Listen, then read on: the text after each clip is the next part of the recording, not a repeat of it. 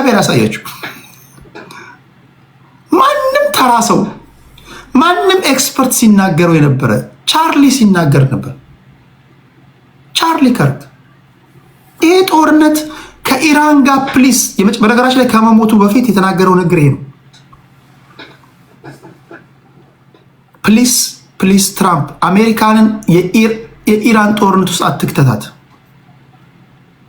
ዛሬ እያንዳንድ ነጮችን እዩዋቸው። ነጮችን እሳት ጎርሰው ያሉበት ሰዓት ላይ ዓለም ሌላኛ መልኳ እየወጣ ነው። አሜሪካ ማን ነው ሀገራችንን እያስተዳደረው? አሜሪካኖች ማን ነው ሬሊ ሀገራችንን እያስተዳደረ ያለው እያሉ እየጠየቁ ነው። ኩዌሽን እያደረጉ ነው። ይሄ ላለፉት 10 ዓመታት የ10 ዓመት በፊት ተነግሮ ቢሆን ኖሮ ተራ ኮንስፓይረሲ ነው ምናምን ባባል ነበራል። አሁን ሁሉ ነገር ገጦ ፈጦ እየወጣ ነው። ኤክስፐርቶች ወይም ዝም ብሎ ጋዜጠኞች ቢሆኑ የሚናገሩት አይ ጋዜጠኛ ነው ምናምን ተከፍሎት ምናምን ትላላችሁ። የዋይት ሃውስ ሰዎች ሪዛይን ያደረጉ ሰዎች እየተናገሩ ነው። ይሄ የእኛ ጦርነት አይደለም እያሉ ነው። የእነሱ ጦርነት ካልሆነ የማ ጦርነት ነው? አመዶ ተሰደብ የሄድክበት ሀገር ላይ አንተም ጦሶስ ገብታ አሜሪካን ጦሶስ አትክተት። ግቢ ግፋ እንወጣለን ቀላል ነው ምናምን። ይሄን ንግግር ነጩ ፊት ብትናገር በብረት ቦክስ መንጋጋን ይመቷል አንድ ነጭ። እዚህ አሁን አንድ የተላከልኝን አንድ ነጭ የሚናገረውን ብትሰሙ አሜን ማሳየትም አይጠበቅብኝ። ግን አብዛኞቹ አሜሪካኖች እሳት የጎረሱበት ሰዓት ላይ ነው ያላችሁት። በጣም ብዙ ነገር እየፈለፈሉ ያሉበት ሰዓት ላይ ነው ያላችሁት ያለ ነው።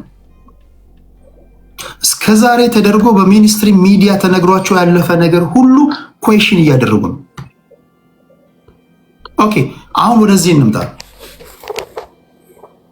ይሄ ጦርነት የማ ጦርነት ነው? አንዳንዶች ይሄ ጦርነት የአሜሪካ ጦርነት ነው ይላሉ። አሜሪካ ወዳና ፈቅዳ አልማበት ተዘጋጅታበት የገባችበት ነው ይላሉ። አንዳንዶች ነው ይሄ ጦርነት የአሜሪካ ጦርነት አይደለም፣ ይሄ ጦርነት የእስራኤል ጦርነት ነው ይላሉ። የእስራኤል ጦርነት ከሆነ ለምንድን ነው በመካከለኛ ምስራቅ ላይ ሁሉ በሚደረግ ጦርነት ላይ ሁሉ ለምንድን ነው አሜሪካ ተስባ የምትገባው? አንድ ወደዚህ ከመግባት የፊት ቅድም ሳስደምጣችሁ የነበረ ጆ ከንት የተባለ የፕሬዚዳንት ትራምፕ አማካሪ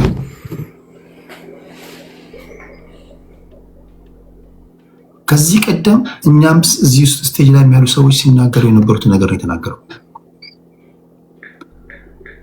ሪጂም ቼንጅ የአሜሪካ ኢንተረስት አይደለም ይላችሁ። እስራኤላውያን በሁለት መንገድ መረጃ ይሰጡናል። አንደኛው ለማደናገር፣ ሁለተኛው ኢንፍሉዌንስ ለማድረግ። ምክንያቱም የስለላ ሰው ነው፣ ኢራቅ ውስጥ የነበረ ሰው ነው። ይህን ጦርነት ግን አስመልክቶ አለ መካከለኛ ምስራቅ ወደ ፍርስራሽነት ቢለወጥ ያ አሜሪካንን ይጎዳል። የኛ ኢንተረስት አይደለም። የእናንተ ኢንተረስት ካልሆነ ታዲያ እንዴት አሜሪካ ተስባ እዚህ ጦርነት ውስጥ ገባች? እዚህ ጋር ነው ጥያቄው የሚመጣው። there is ዲፕ ስቴት የሚባል ነገር ወይም ደግሞ ብሎብ የሚባል የፎሬን ፖሊሲ ስታብሊሽመንት ላይ ትልቅ እጅ ያላቸው አካላቶች አሉ። ማናቸው እነዚህ? ይሄ ነው አሁን እየተተነተነ ያለው።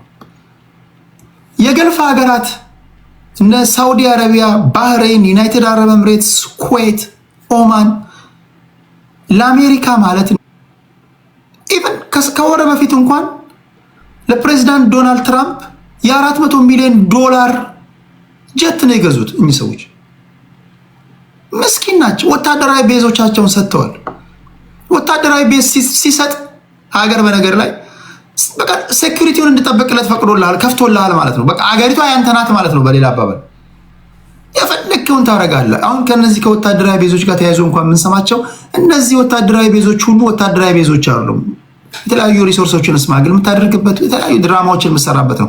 በዚህ ደረጃ በራቸውን ከፍተው ለአሜሪካ ወታደራዊ ቤዞቻቸውን የሰጡ ሀገራት ዛሬ ወደ ፍርስራሽነት እየተለወጡ ነው። እንዴት ነው የአሜሪካ ኢንተረስት ነው?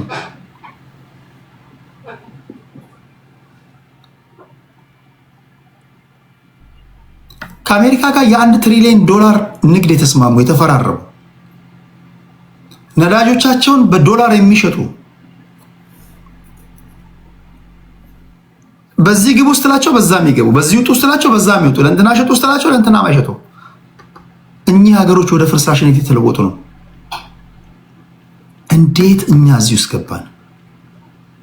ለፈራረሰችው ኢራቅ፣ ሶሪያ፣ ሊባኖስ፣ አፍጋኒስታን፣ ሊቢያ እንዴት እዚህ ውስጥ እኛ ልንገባ ቻልን? ያል ኩዌሽን እያደረጉ ነው።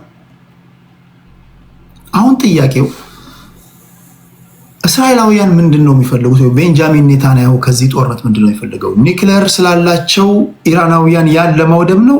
ኦኬ፣ ያን ለማውደም ከሆነ መጀመሪያ ኒክሌር ተባለ። ኦኬ፣ ኒክሌሮቻችንን እናስወግዳለን፣ ነገር ግን እኛም በቅድመ ሁኔታ የምናስቀምጣቸው ነገሮች አሉ፣ እናንተም ያን አስወግዱልን። ወይ አሬዲ ያሉ፣ እኛ ዝግጁ ነን አሉ። ወዲያው ቤንጃሚን ኔታንያሁ በሌላ ጊዜ መጣና ኖ ሎንግ ሬንጅ ሚሳይሎቻችሁን ብላስቲክ እና ክሩዝ ሚሳይሎቻችሁንም መታጠቅ የለባችሁም አላቸው። በሌላ አባባል ሚሳይል ያልታጠቀ ሀገር ምን ማለት ነው? እሱን እንኳን እሺ ብሎ ቢያስወግዱ ነው መሳሪያ መታጠቅ የለባችሁም ይላቸዋል።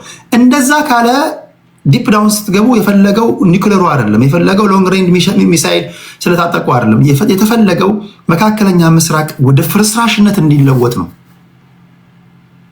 በቃ ያ አካባቢ መፍረስ አለበት። እንግዲህ እስካሁን ያሉ ነገሮች ማሳያዎች እነዚህ ናቸው።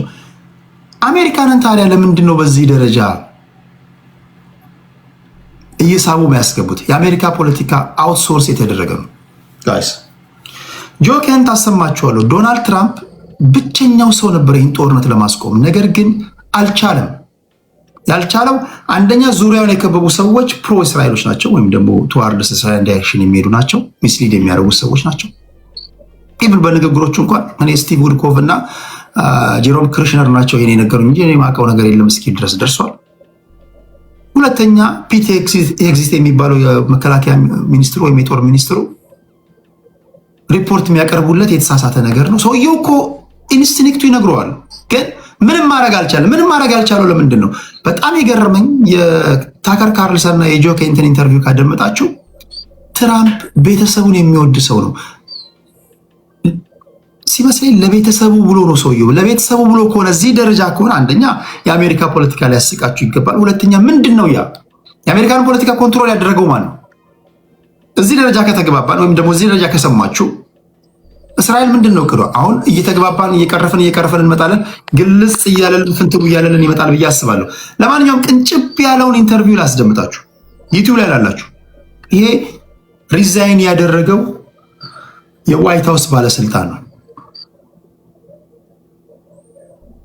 ምን አለ ከታከር ካርልሰን ጋር ባደረገው ቆይታ? እስኪ ስሙት። They can go and they can say, hey, all you guys who thought that we could negotiate with the Americans, you're chumps. We have, they trained and armed Hezbollah back in Syria. They a lot of them cut their team.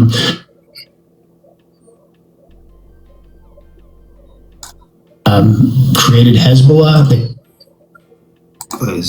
That I was treated to lectures for people of Iran and how we need exile communities here in the United States of Iranians. But by your telling and by the facts, by the way, this is not really an opinion. There's no plan for what happens after regime change.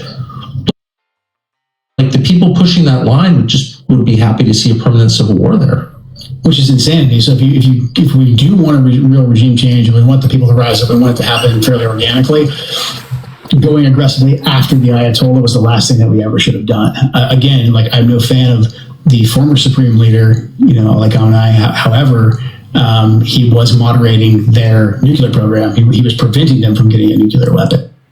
አያቶላ ኢራናውያን ኒክሌር እንዳይዙ ሲከላከል የኖረ ሰው ነው። ከዚህ ቀደም በተደጋጋሚ ነግሬያቸዋለሁ። ድርድርም ሲኖር ሞዴሬተር ነበር። መግደልም ካለብህ was the last person ግን የገደለው ማን ነው? እስራኤላውያን ናቸው የገደሉት። በነገራችን ላይ እያንዳንዱን ዲካፕቲት ያደረጉት እስራኤላውያኖች ናቸው። ለምንድን ነው? ድርድር ስለማያስፈልግ ነው። ድርድር የማይፈልጉት ለምንድን ነው? እንተነተናለን። መካከለኛ ምስራቅን ወደ ፍርስራሽነት መለወጥ አሜሪካንን ይጎዳታል እንጂ የአሜሪካ ናሽናል ኢንተረስት አይደለም ነው የሚለው። የሀገር ሰው ሲተርት ከባለቤቱ በላይ ያወቀ ምን ይላል? ይህን ብቻ እናድምጥና ወደ ወዳጆች ይሄዳል፣ ወደ እነሱ ትንታኔ። ይሄውን ከሀገር ተሰዶ የሄደ ነው። አሁን ይሄ የብሔር ፖለቲካ ውስጥ አፉን ሲያሟሙቅ የዋለ ነው። ጥላቻ አለብህ። ይሄውን የብሔር ፖለቲካ ውስጥ ነው የለመድነው። ማይ ፍሬንድ ቁጭ ብለህ ዝም ብለህ አድምጥ። Ask what replaces it. And I've asked a bunch of people, many people, this question, never gotten any answer whatsoever other than there's no plan. The Israelis don't have a plan because they don't care. Do you think that's fair? I think that's completely ይሄን እንስማ በደንብ ስሙትና ወደ እንግዶች እንሄዳለን። fair. I think as Americans, rightfully, we want a clear stated objective and end state for war. I think that's something that was born out of the GWOT, was born out of the Vietnam era. Americans want to know why we're going to war and what the end state is, and they can get on board in general if that's clearly articulated. That's not the case with Iran. The Israelis are different. I think a lot of times, again, because a lot of them speak English, they culturally feel the same, but the Israelis have a much different tolerance for how and why they're going to war and for their endurance for war. The Israelis are completely fine with Iran slipping into chaos. That means that the Ayatollah and the IRGC can't really threaten them anymore. Hezbollah's money might be cut off in their head. And so complete chaos in Iran, it's not necessarily a bad thing for the Israelis. For us, for global energy, Straits of Hormuz, our partners in the GCC, mass migration problems in Europe, this is የመካከለኛው ምስራቅ መፍረስ ለኛ አደጋ ነው። አንደኛ አላያንሶቻችንን እናጣለን። ቅድም የነገርኳችሁን ጂሲሲ ካንትሪዎች ለኛ የወርቅ እንቁላል የሚጥሉልን ዶሮዎቻችን ናቸው። ሁለተኛ እነዚህ አካባቢዎች ፈረሱ ማለት ማስ ማይግሬሽን በስደት አካባቢያቸውን ለቀው ወደዛ ወደ ዩሮፕ ይመጣሉ። አጠቃላይ የኛ ናሽናል ኢንተረስት አይደለም። በዚህ ደረጃ ከሆነ የአሜሪካ ኢንተረስት ካልሆነ ይሄ ጦርነት የማን ኢንተረስት ነው? እነዚህና መሰል ጉዳዮች እኔ ባየኋቸው መንገዶች እናንተ አይታችኋል ወይ? በአጠቃላይ መካከለኛ ምስራቅ አካባቢ ላይ ስለሚደረገው ጦርነት እዚህ ስቴጅ ላይ ካሉ ሰዎች ጋር እናወራለን። ሚሳኤሎች ይተኮሳሉ። ለኢራንስ የተሰጠው ግምት አሁንስ አይናችሁ አልተገለጸም ወይ? አሁን አንዳንዶቻችሁ በጣም ነው የናቃችኋቸው ኢራናውያንን። የስልጣኔ ማማ ላይ የስልጣኔ መጀመሪያዎች ናቸው በነገራችን ላይ የሚተኩሱትን ሚሳኤል እያያችሁ ነው። አሁን 4000 ኪሎ ሜትር ድረስ የሚወነጨፍ ሚሳኤል እየተኮሱ ነው። እያየን እንጨምራለን እያሉ ነው። እያየን እንጨምራለን። ሰሞኑን ያው ከስክራፕ ሜታል ምናምን የሰራናቸው ሚሳኤሎች ነው ስንተኩስ የነበር ነው የሚጨመሩ ናቸው። ሌላ ከዚህ ጋር ባሻገር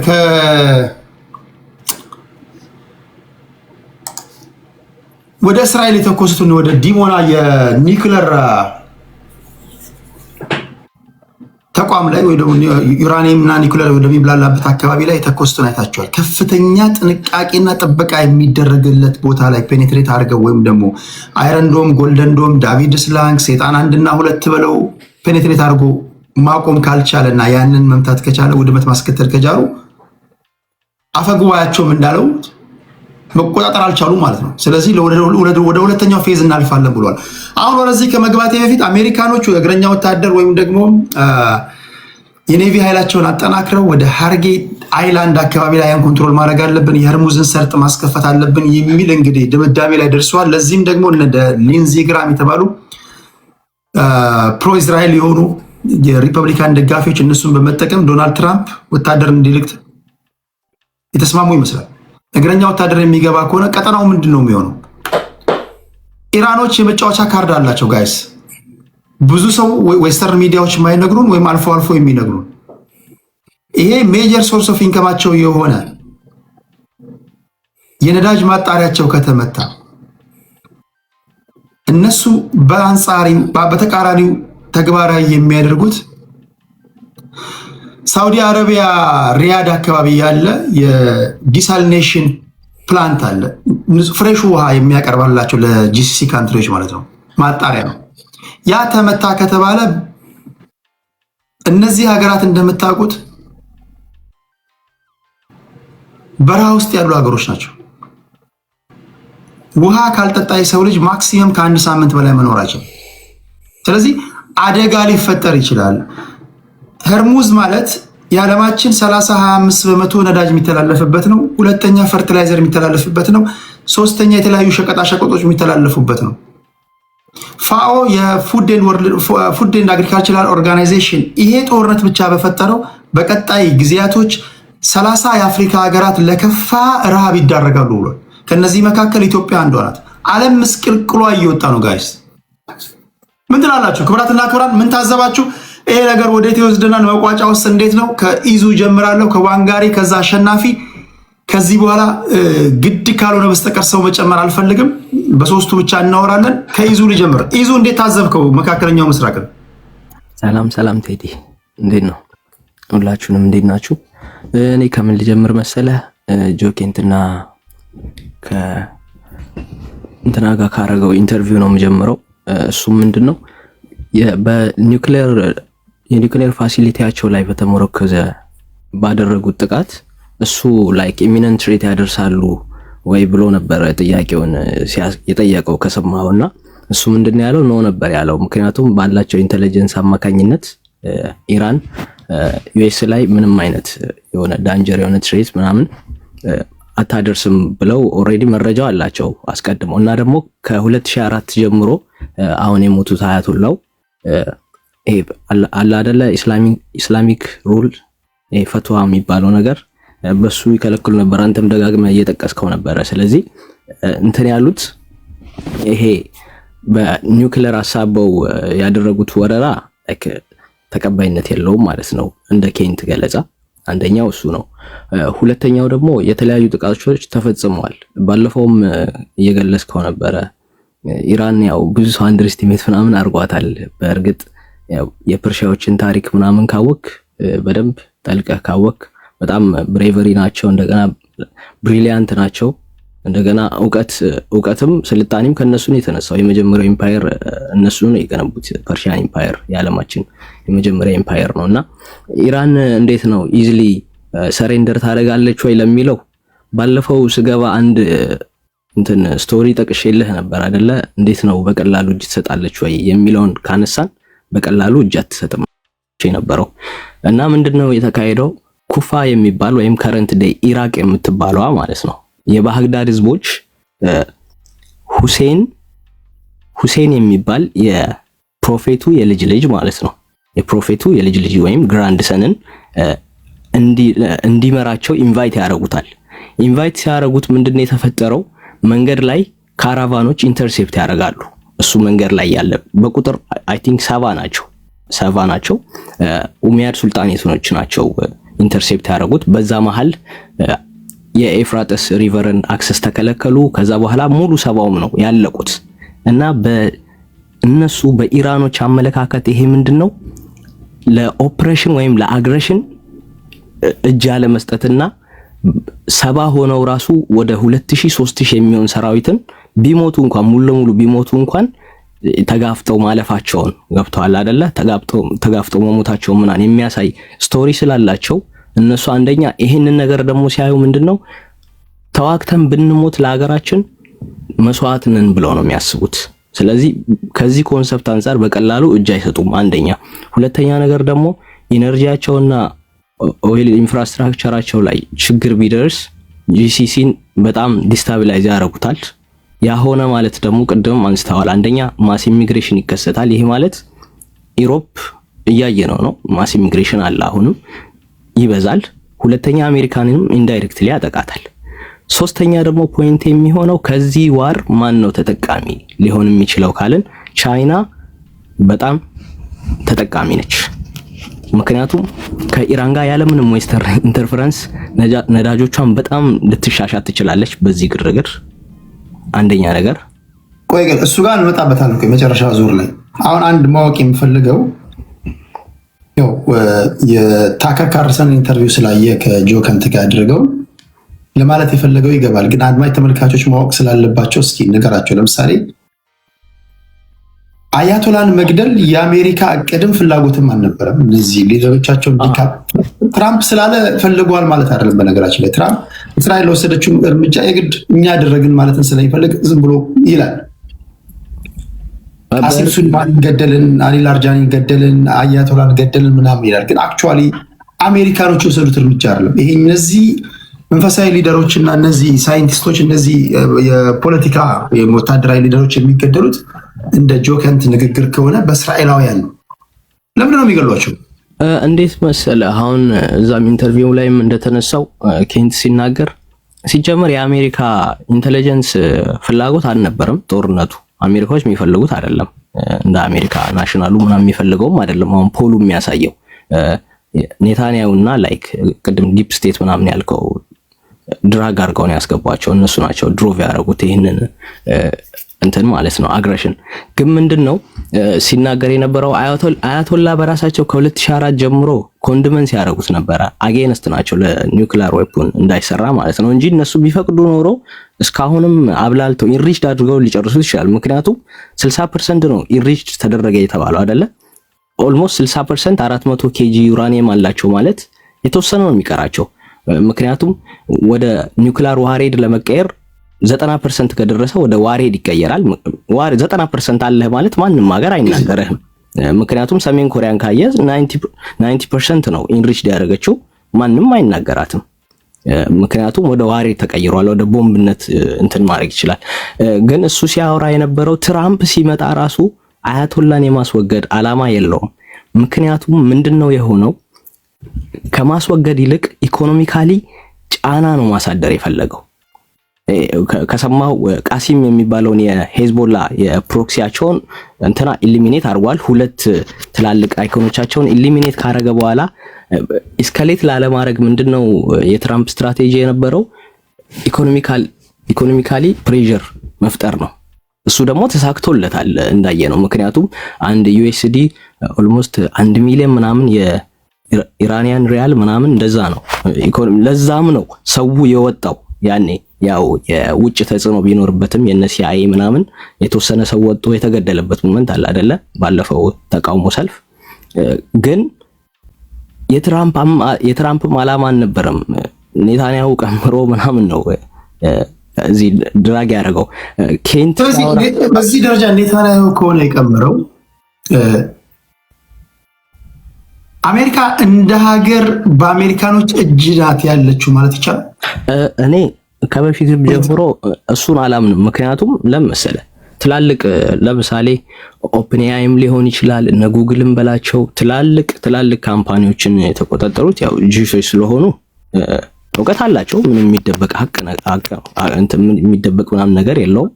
ተቆጣጥረውታል። እና ደግሞ የሆኑ ፋሚሊዎች አሉ ያው እንደምናውቀው አንዳንዴ ስታነብ እንትንም ሊሆን ይችላል። አንዳንድ ሰው እንደዚህም የለም እንደዚህ ያለ ሊል ምናምን ይችላል። ለምሳሌ ኦርሲኒ ፋሚሊ ሮክፌለር አሉ ዩኬ ላይም የተወሰኑ ፋሚሊዎች ምናምን። እነዚህ ጋር ግን ስትሄድ ዙሪያቸው ምንድነው ጂውሽ የሆነ ባክግራውንድ ስላላቸው ኢዝሊ እንደፈለጉ ኢንተርፊር ማድረግ ይችላሉ። አሜሪካን አይደለም የትኛውንም ቦታ ኢንተርፊር ማድረግ። ለዛም ነው አሁን ኬንት ሲያወራ ከሰማህኮ እንዲህ ማድረግ እንችል ነበር አለ። እንትና ሲጠይቀው ምን ማድረግ ትችሉ ነበር ሲለው እናንተን ዲፌንስ እኛንን ምናቀርብላችሁ እዚህ ዋር ውስጥ አትግቡ ካልሆነ ዲፌንስ አናቀርብላችሁም ብንላቸው ኖሮ ያንን እንትን ብለው ላይገቡ ይችል ነበር። ግን ትራምፕን ምንድነው እንትን ያሉት ወይ አንዳንድ ሰው የኤፕስቲን ፋይልንም ያነሳል። እኔ ግን እሱን አርጌ አልወስደውም። ምክንያቱም ለዛ ፋይል ብሎ የሁሉ ጣጣ ያመጣል ብዬ አላስብም። ግን በእጅ አዙር ያው እስራኤሎች እንደሚገዟት ነው። ቤተሰቡን የሚወድ ሰው ነው ያለው። ስለዚህ ይገባል ለመናገር የሚፈልገው በሌላ አባባል እስረኛ ነው። በቃ ሰውየው እስረኛ እንደሆነ በቃ ከዲሞክራትም መጣ ከሪፐብሊካን አሜሪካ ፖለቲካ ላይ ፕሬዚዳንት የሚሆን ሰው ስፔሻሊ ደግሞ መረጃ የሚሰጧቸው ሚኒስትሪ ሚዲያዎች መረጃ ሲሰጡን የነበሩ ሁሉ አሁን ነገሮች ፍንትው እያሉ እየተገለጹ ነው። ገባህ አይደለም? ይሄ አሁን በነገራችሁ ላይ ጆከንት ሪዛይን ባደረገ በማግስቱ የኤፍቢአይ ኢንቨስቲጌት ማድረግ ጀምሯል። ይሄ እንደሚሆን ደግሞ እነ ታከር ካርልሰን ሁሉም ሲናገሩ ነበር። ስለዚህ ምንድነው እየሆነ ያለው? አሁን ሁሉም ኩዌሽን እያደረገ ያለው ጥያቄ ነው። ወደ ኢዙ መለሳለሁ። ቴንክ ዩ ዋንጋሪ ምን ትላለህ አንተ? ምን ታዘብክ? ሰላም ቴዶ ሰላም ብያለሁ። ነይዙም እንግዲህ ይሰማል ድምጼ? ይሰማል። ኦኬ ያው ወንዝ እያሳሳቀ ሰው ይወስዳል። ያው ወንዝ ሰው የሚገለው እያሳሳቀ ነው። አሁን የዚህ የእስራኤልና የኢራን ጦርነት አሁን ወደ አደገኛው ቀጠና እየገባ መሆኑን መቼም ሁላችንም እንገነዘባለን። የኢራን በተለይ የኢራን ስትራቴጂ ኢራን እስከዛሬ የተከተለችውን ስትራቴጂ ከተመለከትክ የእስራኤልና የአሜሪካንን የጦር ስትራቴጂ ማዳከም ነበር፣ ማዛል ነበር። በጣም በትናንሽ ኮስት ትላልቅ ኮስት እንዲያወጡ ማድረግ ነበረ። ለትናንሽ ድሮን ትላልቅ የእስራኤልና የአሜሪካ ቴክኖሎጂ ነበረ ሲወድም የነበረው። ዝም ብላ አስተውለህ ከሆነ ብዙ ካዛለች በኋላ የዲፌንስ ሲስተማቸውን ፐነትሬት ካደረገች በኋላ አሁን ትናንትና የተጠቀመችውን ሚሳኤሎች ከተመለከትክ በጣም አስደንጋጭ። በጣም እንግዲህ በጣም የእስራኤል የኒውክሌር ድብቅ ቦታን አላት የምትባለዋን በኒውክሌር ዘርፍ አላት የምትባለዋን ቦታ መጠበቅ ያልቻለ የዲፌንስ ሲስተም ምንም ነገር ላይ ይከላከል ነው። ለዚህም ይመስለኛል ትናንትና ቤንያሚን ኔታንያሁ ወጥቶ እሪ ያለው አውሮፓ ድረሱልኝ ማለት ጀምሯል፣ ዓለም ድረሱልኝ ማለት ጀምሯል። ይሄ አሁን የኢራን ምት የትም ዓለም ላይ መድረስ ይችላልና ከጎናችን ተሰለፉ ብሎ ጥሪ ያደረገው ምቱ እንደ ቅኝቱ ነው። እንግዲህ ቅኝቱ የሚለወጠው እንደ ምቱ ነው አይደለም? ምቱ በጣም ኃይለኛ ነው። የኢራን የተከተለችበት ስትራቴጂ አሁን በጣም አደገኛ ቦታ ነው። ሁለተኛ ኢኮኖሚካሊ እኔን አሁን አስፈራርቶ ነበር። 48 ሰዓት ሰጥቶ ነበር ትናንት ትራምፕ እና እንደምታስታውሰው 48 ሰዓት ትራምፕ ለሰጠው የሰጠችው መልስ ምንድን ነው? ኢራን የሰጠችው መልስ በዚህ በ48 ሰዓት አይደለም 40 የፈለከውን ሰዓት ቆይተህ አንዲት እርምጃ የምትወስድ ከሆነ ቅድም ያልከው የዲሳሊኔሽን የውሃ ማጣሪያ እንትናቸው በሙሉ የገልፍ ስቴትስ በሙሉ ይመታል። የገልፍ ስቴትስ በሙሉ ማጣሪያ ይወድማል። የገልፍ ስቴትስ ኢንፍራስትራክቸሮች በሙሉ ይመታሉ ሲባል ኢሚዲየት ነው የገልፍ ስቴቶች የተሰባሰቡት የማይዋደዱት ሳውዲ አረቢያና ዩኤኢን ጨምሮ ምን እናድርግ? ዝም ብለን ነው የምንመለከተው። አሜሪካ ያስጨረሰችን ነው። እረፊ፣ በቃ አሜሪካ እረፊልን፣ ልትከላከልን አልቻልሽም፣ እረፊ። አሁን የመዳን ያለመዳን ጉዳይ ነውና ይሄ በጣም ስትራቴጂክ ወቅት ላይ ነው ያለነው። አሜሪካም ለምን ተፍረጥ መመለስ ወደኋላ መመለስ የአሜሪካን ውድቀት ዲክሌር ያደርጋል። አለመምታት ዲክሌር ያደርጋል። አሜሪካ ደግሞ ከመታች የኢራን ስትራቴጂ አሜሪካና እስራኤሎች ካልኩሌት እንዳደረጉት አይደለም። ስትራቴጂዋ ልክ ኢትዮጵያ አድዋ ላይ እንደተጠቀመችው አይነት ስትራቴጂ ነው ኢራን እየተጠቀመች ያለችው። ወይም ደግሞ ኢጣሊያን በሁለተኛው ወረራ ጊዜ አርበኞች የተጠቀሙበትን ስታይል ነው። የቱ ጋ ነው ኮማንድ ፖስቱ አታውቀው። ማን ነው የሚዋጋህን አታውቀው። ጋርዱ ነው፣ የሪፐብሊካን ጋርዱ ነው፣ የኢራን መከላከያ ሰራዊት ነው፣ የኢራን ሚሊሻ ነው፣ የኢራን የሰፈር ጠባቂ ማን ነው አታውቀውም። ከየት እንደሚተኮስብህም አታውቀውም። ይሄ ስትራቴጂያቸው በጣም በሚያስገርም ሁኔታ የእስራኤልንም የአሜሪካንም የውጊያ አቅም የፈተሸና እስከዛሬ የተሄዱበት ሚስ ካልኩሌሽን ዋጋ ያስከፈላቸው መሆኑን የሚያሳየው ተንታኞችም የሚናገሩት ይሄንን ነው። አሁን ያለንበት ወቅት አባቴ አሁን ለኢራን ለእስራኤል ብለህ የምታዳምጥበት ወቅት አይደለም፣ ለራሴ ብለህ የምታዳምጥበት ወቅት። እያንዳንዳችን አሁን ቅድም በረሃብ አለንጋ አይደለም፣ ገና እያንዳንዳችን ቤት ይገባል። የዓለም ኦርደር ይቀየራል። ኢራን ሳትታሰብ ስትዘጋጅ የቆየች ለመሆኑ በስትራቴጂም በቴክኖሎጂም በጦር ስትራቴጂም በቃ የተገኘችበት ወቅት ነው። ይሄ ምንም ማስተባበል አይቻልም። አሁን ያላቸው አማራጭ ምንድን ነው? እጅ መስጠት ነው። የትናንትና የቤንያሚን ኔታንያሁ ዲክላሬሽን ኦልሞስት ታንታማውንቱ በቃን አረባካችሁ ድረሱልን አይነት ነገር ነው። ተጫረስን የሚለው አይነት የባልና ሚስት ድብድብ አይነት ታሪክ ላይ ደርሰናል። አሁን ይሄ የኢራን የሎንግ ሚሳኤል ድብደባ ወይም አቅም በጣም ፕሪሳይዝ ነው። የነሱ ዲፌንስ ሲስተም በሙሉ ከሸፈ። አሁን እስራኤል ጉዳቷን መደበቅ እንኳን አልቻለችም። አሜሪካ ሽንፈቷን መደበቅ አልቻለችም። ቀጣዩ የማስፈራራቱ ሂደት አሜሪካ ዛላትን ቤዝ ላይ ብቻ ለሚያተኩረው በዚህ መሃል ይሄ የሆነበት ምክንያት የአሜሪካን አይነኬ የተባለው ስቲልዝ የሆነው ቦምብ ጣይ አውሮፕላን ተመቷል።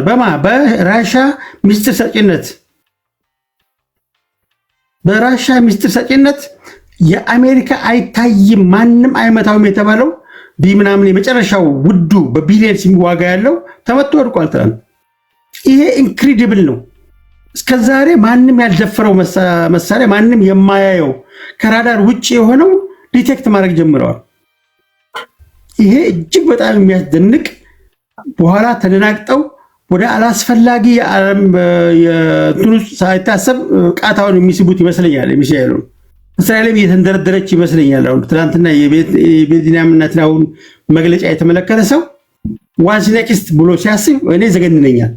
ዋትስ ኔክስት ብዬ ሳስብ ቀጣው እርምጃ ስለሚያስደነግጥ ማለት ነው።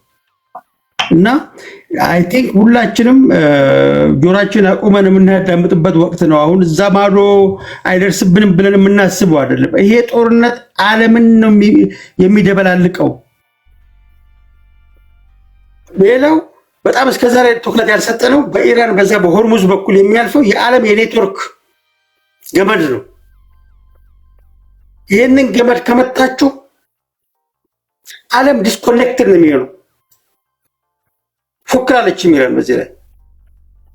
ይሄ ጦርነት በጣም በግብታዊነት የገቡበት እንደሌሎቹ እንደ ኢራን፣ እንደ ኢራቅ፣ እንደ ሊቢያ መሪውን ከመታን እንበትነዋለን ብለው በሮንግ ካልኩሌሽን የገቡበት መውጣትም ያልቻሉበት ጦርነት ነው። ቴዲ እንደገቡበት ዘለው መውጣት አልቻሉም እና በጣም በጣም በጣም የሚያሳስብ አደገኛ ወቅት ላይ ያለነው። አይ ቲንክ የ30 ቀኑ ባለፈው የተባለውም ሳይሆን ከዛ በፊትም አሜሪካም እስራኤልም እጅ የሚሰጡበት ነገር እየተፈጠረ ያለ ይመስለኛል። ቴንክ ዩ። ኦኬ አሁን እንትን ኦኬ ወደ ፎከስ እንምጣ ነው ወደ አሸናፊ። እሺ አሸናፊ ምን ትላለህ ወንድሜ? አመሰግናለሁ ቴዲ። ይሰማል? ኦኬ እንግዳ ነኝ ለቲክቶክ እንዴት እንደሚጠየቅም አላቅም፣ ግን አንተን በጣም ስለፈለኩ እንደምንም ሞካክሬ ነው እንግዲህ እድሉን ስለሰጠኝ በጣም አመሰግናለሁ። በሌላ ሚዲያ ቻሌንጅም ለአንተ ጥሪ አድርጌ ነበር። ለማንኛውም ይሄ በስክሪን ላይ ዩቲዩብ ላይ ማየው ያንተ ስልክ ከሆነ ደውልልሃለሁ ከፕሮግራሙ በኋላ። ይቻላል? ይቻላል። ታንክ ዩ ቬሪ ማች። ወደ አጀንዳው ርዕሰ ጉዳዩ ጋር ስመጣ እንግዲህ ሁለት ነገሮችን ሰው በደንብ ልብ ማለት ይገባል ብዬ አስባለሁ። አንደኛ ፊት ለፊት እኛ እንድናውቀው የሚደረግና ከኋላ ደግሞ እንዲሆን የሚፈለግ የሆነ ማሳካት የተፈለገ አልቲሜት ጎል ይኖራል። ፖለቲካ ስለሆነ ሁልጊዜም ኮንስፓይሬሲ ይጠበቃል። በእኔ አረዳድ ያው ከኔ በፊት የተናገሩ ሁለቱ ልጆች ብዙ ነገሮችን ጥሩ አድርጎ ገልጸውታል። ነገር ግን አሜሪካ ቀጥታ የጦርነት ወይም ደግሞ የመመታት ስጋት የለባትም በኢራን። ነገር ግን እስራኤል በእስራኤል ሳይድ ሁልጊዜም ከምድረ ካርታ እስራኤልን ማጥፋት አለብን የሚል ዛቻ አለ። በኢራን በግልጽ ነው ይሄንን የሚዝቱት። ስለዚህ እንደሱ ትሬት አለባቸው፣ የህልውና ትሬት ነው ያለባቸው። ኃላፊነት የማይሰማቸው ሰዎች ስለሆኑ ኒውክሌር ጥሎ ሊያጠፉን ይችላሉ የሚል ስጋት አለባቸው። ኤኒ ታይም ስለሚደነብሩ ባገኙት አጋጣሚ ጥቃት ያደርሳሉ እና ከእስራኤል በኩል ያለው ይሄ ነው። ከአሜሪካ በኩል ግን ያለው ለእስራኤል ወግኖ መቆሙ ዋነኛ ነገር አይደለም። ዋነኛው የአሜሪካ ኢንተረስት ብዙ ሰው ያልጠበቀው ሌላ ነገር ነው። ጉዳዩ ወደ 1971 መጀመሪያዎቹ አመታት ነው የሚወስደን። ኦፔክ የሚባል ድርጅት በሳውዲ አረቢያ አስተባባሪነት አሜሪካ ለሳውዲ አረቢያ የሴኩሪቲ እና የሚሊተሪ ድጋፎችን ለመስጠት ሳውዲ አረቢያ ደግሞ በኦፔክን አስተባብራ ነዳጅ በዶላር እንዲገበያይ ያስተባበረችበት ውል አለ። ያ ውል እስከዛሬ ድረስ የአሜሪካን ዶላር በዓለም ተፈላጊ እንዲሆን ያደረገ ውል ነው። ዶላር የሚገበያይ ማንኛውም አካል ማነው ፔትሮል ክሩድ ኦይልም ሆነ የነዳጅ ምርቶችን የሚጠቀም ማንኛውም አካል በዶላር እንዲሆን የተስማሙበት ነው። አሁን ምንድነው የሆነው? በብሪክስን ተሰባሰቡና አሜሪካ ላይ ሴራ ጀመሩ። ሴራው ምንድነው? ስዋፒንግ ይባላል። የአሜሪካን ዶላር ትተን በራሳችን ገንዘብ እንቀያየር ኦር ደግሞ በኤክስቼንጅ ኢን ሪተርን ሌላ ነገር እንስትና ዲዶላራይዜሽን እንከተል የሚል በብሪክስ የቀረበ ስምምነት ነበረ። በአጭር ጊዜ ይሄ ጦርነት ከመፈንዳቱ ጥቂት ጊዜ አሜሪካ ብትሰጥ ያንን እነሱ ይፋ ያደረጉና የአሜሪካ የዶላር ተቀባይነት ከጨዋታ ውጭ ይሆናል። የቬኔዙዌላን የዛ አካል ነው። ቬኔዙዌላን ለዓለም ማስፈራሪያ ማሳያ ለማድረግ ነው። ማናችሁም ቢሆን ታርጌት ካደረኩባችሁ ቁጥጥሬ ውስጥ እንደሆናችሁ እንድታውቁ የሚል መልእክት ለማስተላለፍ የተካሄደ ነው በዋናነት ማለት ነው። ሶ ይሄ የአሜሪካ ብሔራዊ ጥቅም ማለት አይነገርም ኦፊሻሊ። ያው ትራምፕ አንዳንድ ጊዜ ያው ነዳጅ ለመውሰድ ነው ምናምን ብሎ ዝም ብሎ ይናገራል። የመናገር ጥበብ ስለሌለው ዝም ብሎ ስለሚያወራ ማለት ነው። ነገር ግን የአሜሪካ ብሔራዊ ጥቅም እዛ ውስጥ አለ። ዶላር ተገበያዩ ማለት ሁሉም ለአሜሪካ ያን ዶላር የሚያገኘው ለአሜሪካ የሆነ ሰርቪስ ሰጥቶ ነው። ሶዛት የአሜሪካ ኢኮኖሚ ላይ ትልቅ ኮንትሪቢዩሽን ይኖረዋል ማለት ነው። ስለዚህ የብሪክስ ሀገራት ያንን ከማወጃቸው በፊት ኢራን ላይ ጦርነት ሲከፈት ኢራን የብሪክስ ሀገር ነች፣ ዩኤኢ የብሪክስ አባል ነች፣ እንግዲህ ኢትዮጵያም የብሪክስ አባል ነች። ምንድነው የሆነ በመካከላቸው እርስ በርስ ጠላትነት ተፈጠረ ማለት ነው። ስለዚህ አሁን ከኢራን ጋር ዩናይትድ አረብ ኤሚሬትም ጸበኛ ሆናለች። ብሪክስ ውስጥ አብሮ ናቸው። ነገር ግን የብሪክስንም አንድነት እግረ መንገዱን እያናጋ ያለ ነገር እንደሆነ እያየን ነው። ሶ ምንድነው ፔትሮ ዶላርን እነሱ በዲዶላራይዜሽን ወይም ደግሞ ሌላም ገንዘብ አትሞ በጣም የሙከራ ስርጭት ለማድረግ ሁሉ ጥረት እያደረጉ የነበሩበት ነው። እንደ ዩሮ አይነት ማለት ነው በብሪክስ አገራት ስምምነት። ሶ ያንን ለማስቀረት ኢሚዲየትሊ ጃምፒን ማድረግ ነበረባት አሜሪካ። አሁን ከዚህ በፊት የተደረጉ ጦርነቶችን ብናይ ኢራቅ ላይ ተመሳሳይ ነገር በባዮሎጂካል መሳሪያ አለ በሚል ፈጠራ ተገባ። ኢራቅን ከጥቅም ውጭ አረጓት። ነገር ግን እያንዳንዱን ያወጡትን ወጪ ቆጥሮን ያስረከቡት። አሁን አንዳንድ ሰዎች አሜሪካ ትከስራለች፣ አሜሪካ ሉቃት ባለፈው ኢራን የ30,000 ዶላር የምትሰራውን ሚሳይል ስታወነጭፍ ያንን ለማክሸፍ $4 ሚሊዮን ወጪ ያለው መሳሪያ ነው፣ ሚሳይል ነው የሚተኩሱት አሜሪካን። ሶዛት ኢንባላንስ ነው ብዙ ነገር ብሎ ብዙ ሰዎች ትችት ያቀርባሉ። ኖ እነሱ ያንንም ያውቃሉ። ምንም ሆን ብሎ ሳያውቁት ያደረጉት ነገር ያለ እንዳይመስልን። ይሄ በሁለት መልኩ ማየት ይቻላል። አንደኛ እያንዳንዱን ወጪ ያወዳድቃሉ። በጦርነት በዚህ ጊዜ በተዋጋሁበት ጊዜ ይሄን ያህል $1 ትሪሊየን አውጥቻለሁ አወዳድቂ ነው የሚሉት። ሪፈንድ ምንም ጥያቄ የለውም። ፖፔት መንግስት ይመስላል። ባይዘዋይ አትፈልግም መንግስት መቀየር ምናምን የተባለው ውሸት ነው። መንግስት መቀየር ነው የምትፈልገው። ለእሷ ተገዢ የሆነ የሚታዘዝ ፖፔት ገቨርንመንት እንዲኖር ትፈልጋለች። ይሄን ትራምፕም ብሏል። ሶ አንዱ እሱ ነው። ሁለተኛ ምንድነው እነዚህ የሪፐብሊካንስ የባለሀብቱ ወገንተኛ ናቸው። በባለሀብቱ ሎቢ ነው የሚሰሩት። እነዚህ የጦር መሳሪያ ፋብሪካዎች ባይዘው እዚህ ሀገር መንግስት እንዳይመስላችሁ ግለሰቦች ናቸው፣ ካምፓኒዎች ናቸው፣ የግል ካምፓኒዎች ናቸው የሚያመርቱት እነዛን ሁሉ ሚሳይሎች ማለት ነው። አብዛኛዎቹን ለምሳሌ የስፔስን እንትን ማን ነው ኤለን ማስክ ለሱ አውትሶርስ አድርጎ ብዙ ነገር ለሱ እንደሚሸጡለት ወይም ከሱ እንደሚገዙ ሌሎቹም እንደዛ ሚሳይሎችንም ድሮኖችንም የሚያመርቱላቸው እነዚህ ግለሰቦች ናቸው። ከነሱ ድሮኑን ይገዛሉ፣ መተኮሻውንም ማርከሻውንም ከነሱ ይገዛሉ፣ ከነዛ ያወዳድቃሉ። ስለዚህ they lose nothing፣ ምንም ያጡት ነገር የለም። መጨረሻ ላይ ደግሞ ሁሉንም ጥቃት ለአሜሪካ ገበያ ፈጠሩ። መሳሪያዎቹ ኢራን ላይ ጥቅም ላይ ዋሉ። ኢራን እዳውን ትከፍላለች። አሁን ጥያቄው እዚህ ጋር ነው። ኦኬ አሜሪካ በዚህ አውድ ከሆነ የተዋጋች ያለችው፣ አሁን ጥያቄው who is in the driver seat? አሁን ማን ነው ጡንቻው እየፈረጠመ ሲመጣ ያየ ነው? ለምሳሌ ባርጌኒንግ ፓወሩን እያፈረጠመ የመጣው የትኛው ነው? ኢራን ናት? አሜሪካ ናት?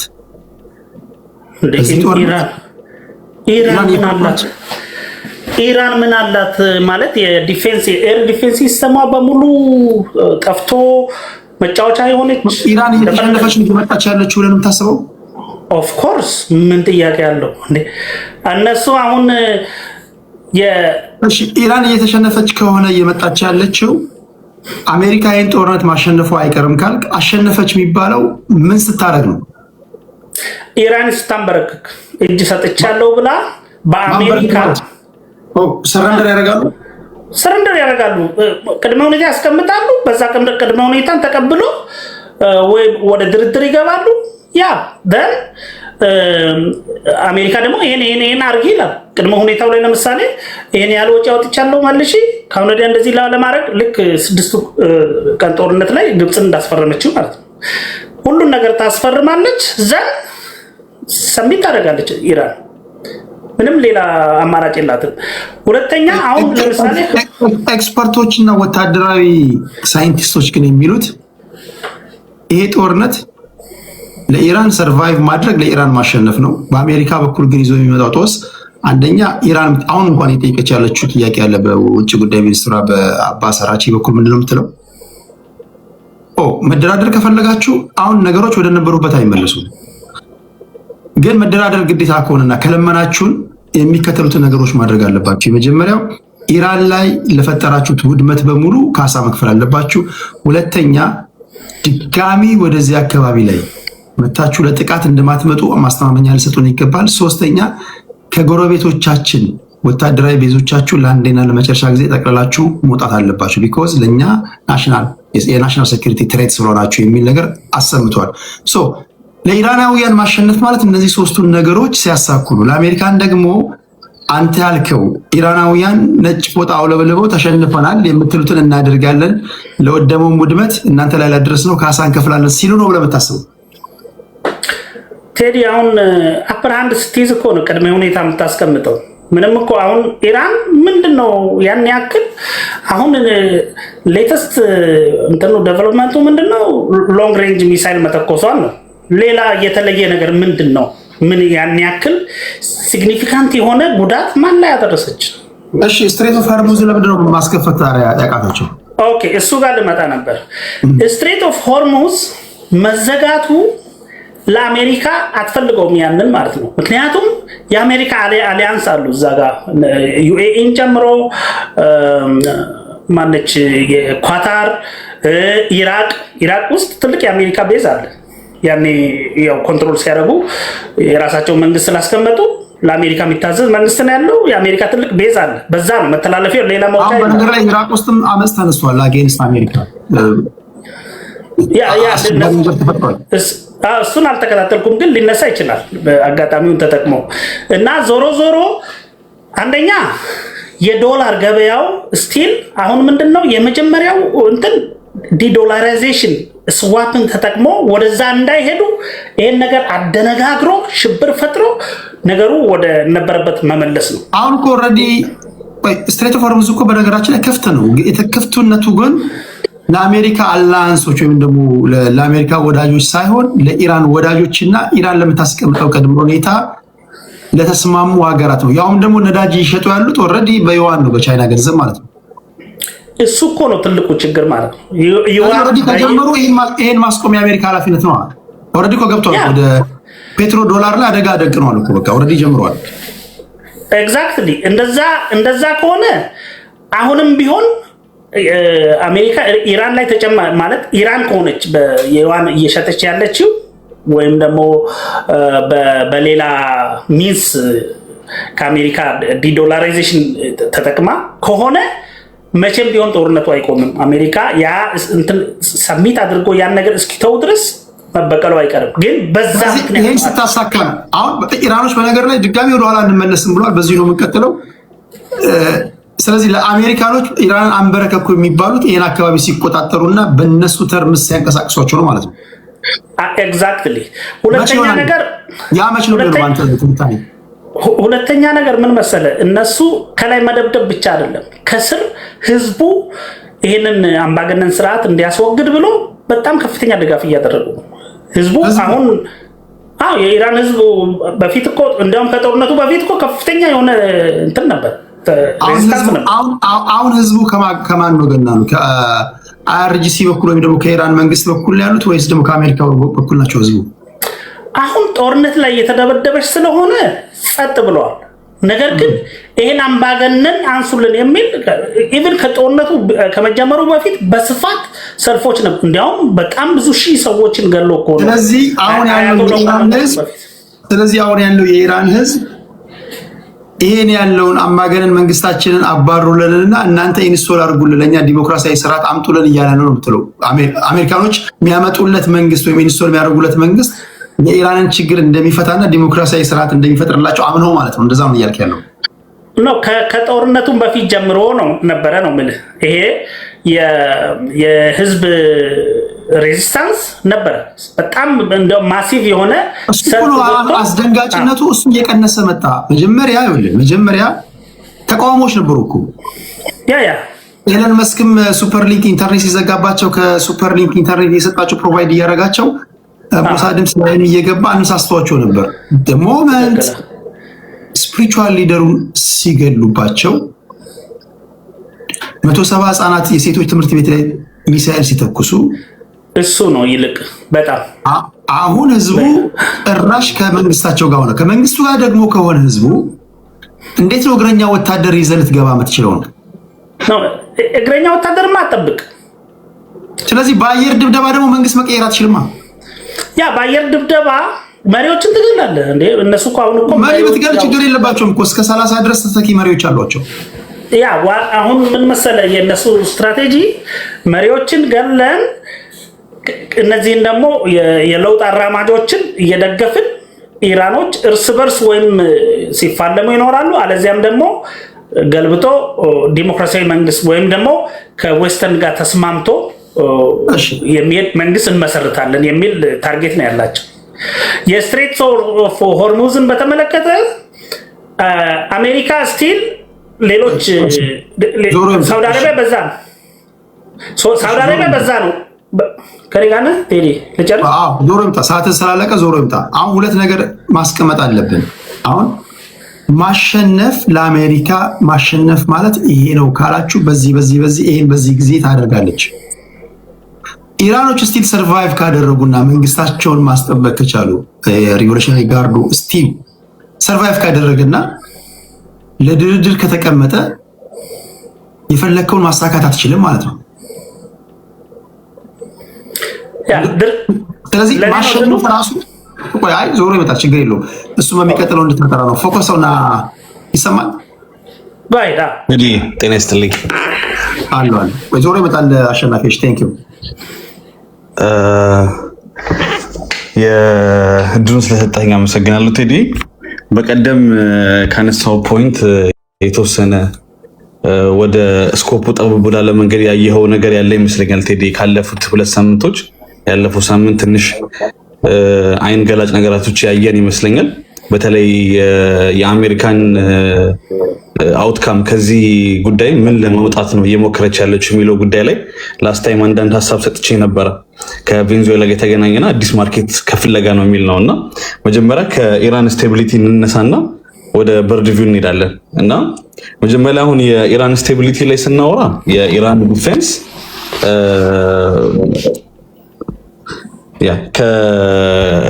ከዋሩ አንጻር ምን አይነት አውትካም ይኖረዋል? ኢራንስ አሁን ያለችበት ሁኔታ ሰርቫይቫል ላይ ያለችው ወይስ ዲፌንስ ላይ ያለችው ወይስ ሺዝ አታኪንግ ላለበት ነገር እያጠቃች ነው ያለችው የሚለውን ነገር ስናይ በጦርነት ሂስትሪ ከ3ኛው ሳምንት በኋላ አዲስ ከስቶክ የወጣ አሸናፊ ሚዩት አድርግልኝ ፕሊዝ። ሶሪ ይረብሻል ነገር ከኔ የሚታረቀው ኦኬ።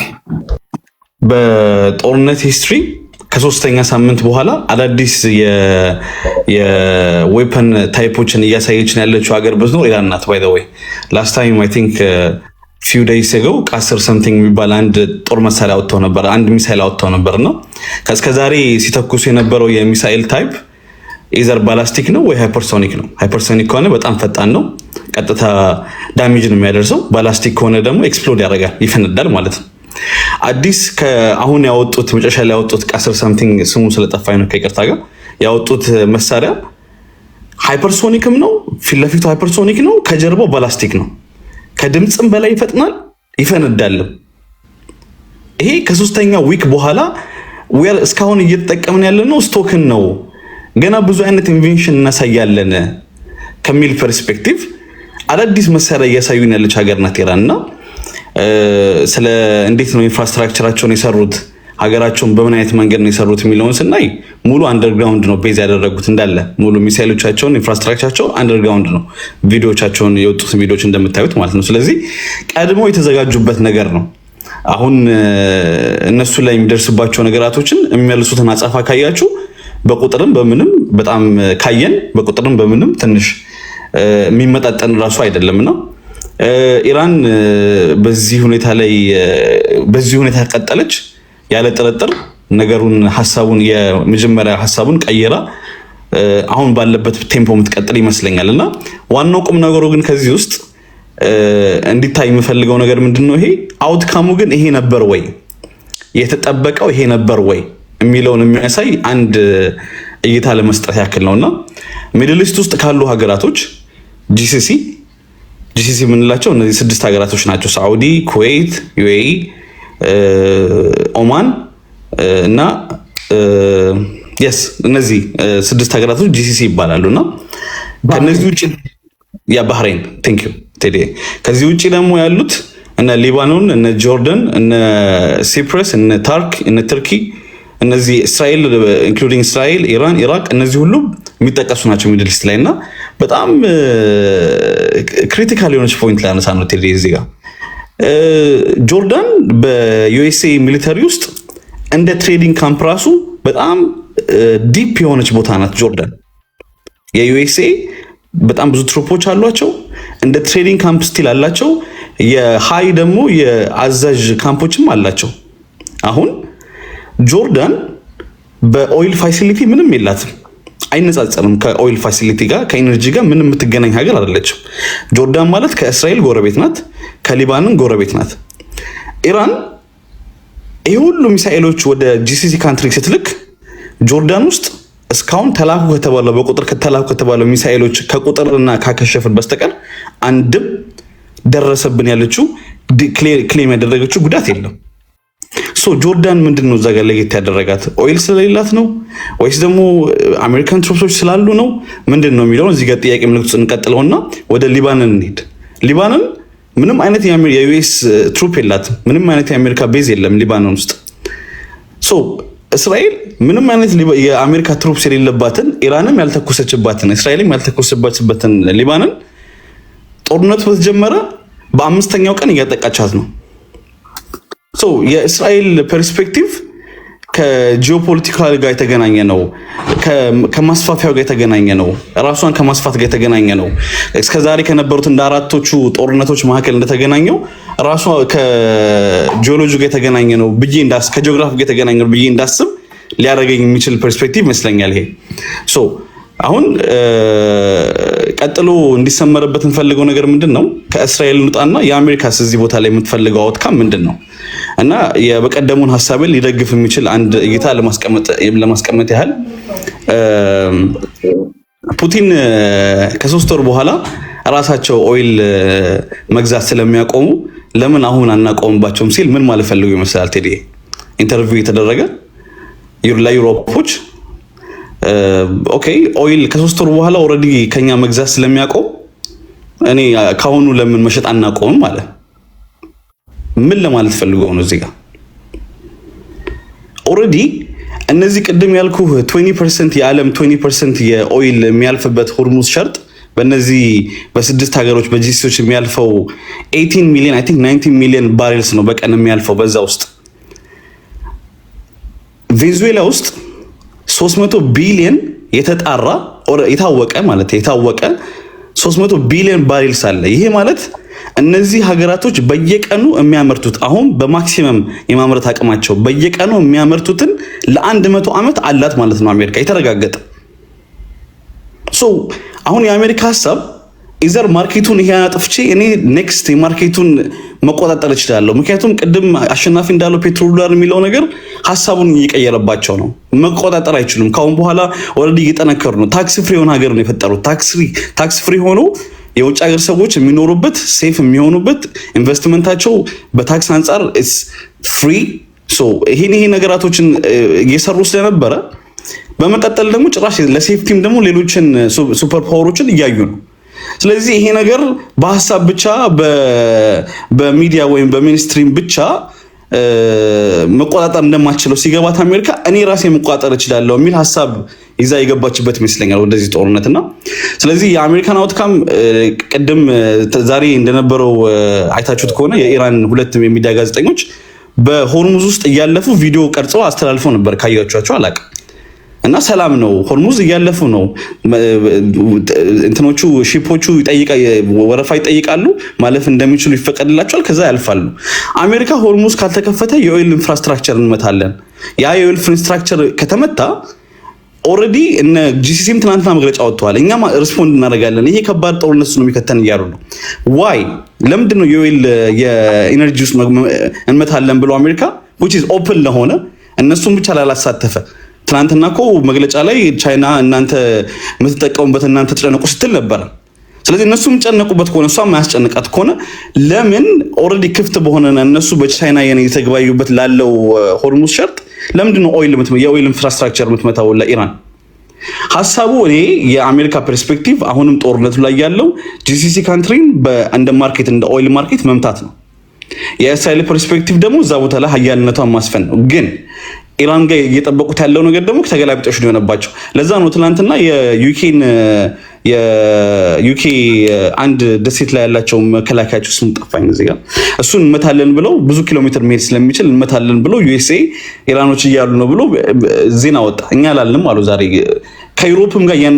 ከዩሮፕም ጋር ሰጣ ገባ ውስጥ እንዲገቡ ለማድረግ እየሞከሩ ስለነበር ማለት ነውና ሐሳቡ it's all about these things በዚህ ጋር የተገናኘ ነው ብዬ ለማስቀመጥ ያክል ነው። ቴዲ ቴንክ ዩ። አይ በዋና እንትኑ ከተስማማን አሁን ከሚዲያዎች ከሚነግሩን ከምናየው ከሚወነጨፈው ሚሳኤል በስተጀርባ ያለው ነገር ምንድነው በሚለው ጉዳይ ላይ አሁን አንተም ስታነሳ ታላቁ እስራኤልን የመገንባት ከሆነ ፕሮጀክቱ አሁን ነገሮችን ማገጣጠም ብቻ ነው የቀረው ማለት ነው።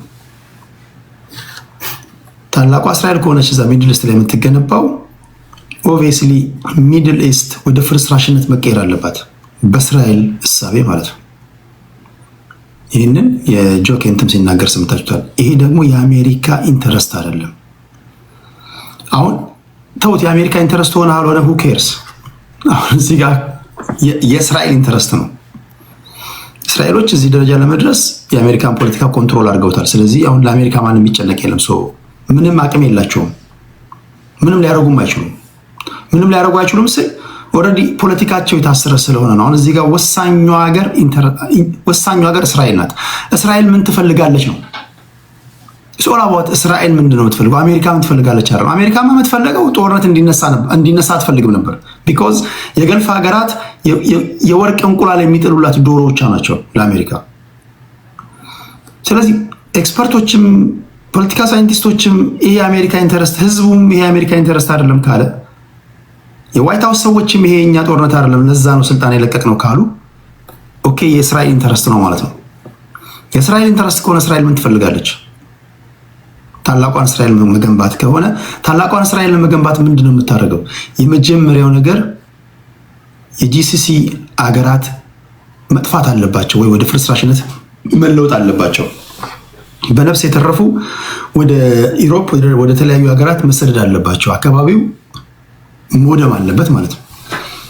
እንዲወድም ምን አይነት መንገዶች ልትጠቀም ትችላለች? የተለያዩ ታክቲኮችን ልትጠቀም ትችላለች።